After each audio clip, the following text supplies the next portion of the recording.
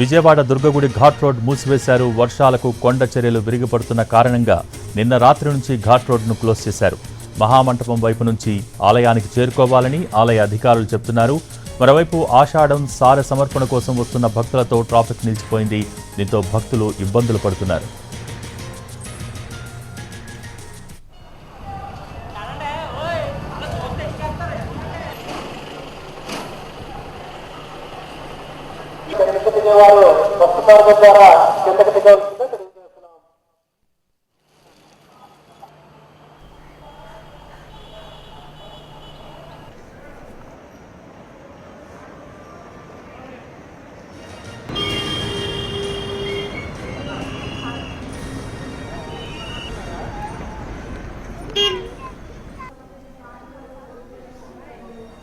Vijayawada దుర్గగుడి ghat road మూసివేశారు. వర్షాలకు కొండ చర్యలు విరిగిపడుతున్న కారణంగా నిన్న రాత్రి నుంచి ఘాట్ రోడ్డును క్లోజ్ చేశారు. దీనికి సంబంధించి పూర్తి అప్డేట్స్ మా ప్రతినిధి రాము అందించడానికి సిద్ధంగా ఉన్నారు. రాము,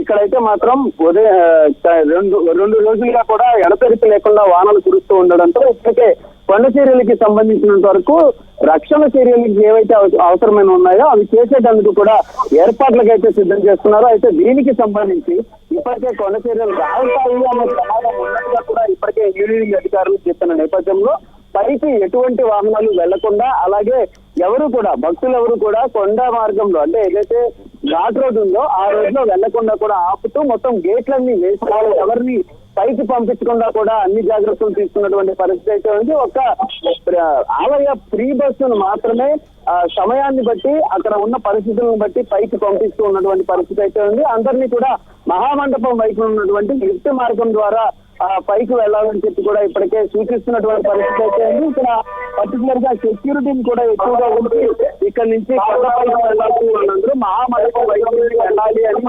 సమాచారం ఇచ్చినటువంటి పరిస్థితి అయితే ఉంది. ఎవరిని కూడా లిఫ్ట్ మార్గం తప్ప ఇటు ఘాట్ రోడ్ లో వెళ్ళొద్దు అని చూస్తున్నటువంటి పరిస్థితి.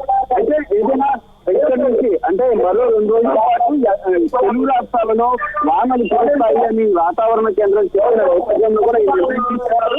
ఇంకొక పక్కన మరొక 2 రోజులు దీనికి సంబంధించి కింద ఏదైతే ఇంతకు ముందు ఘాట్ రోడ్ లో గాలిపడ్డాయో ఆ పక్కన కూడా మొత్తం అంతా కూడా అన్ని సరిచేసి ఇక్కడ ఒక రక్షణ చర్యలు అయితే పూర్తి స్థాయిలో చేర్చుకొని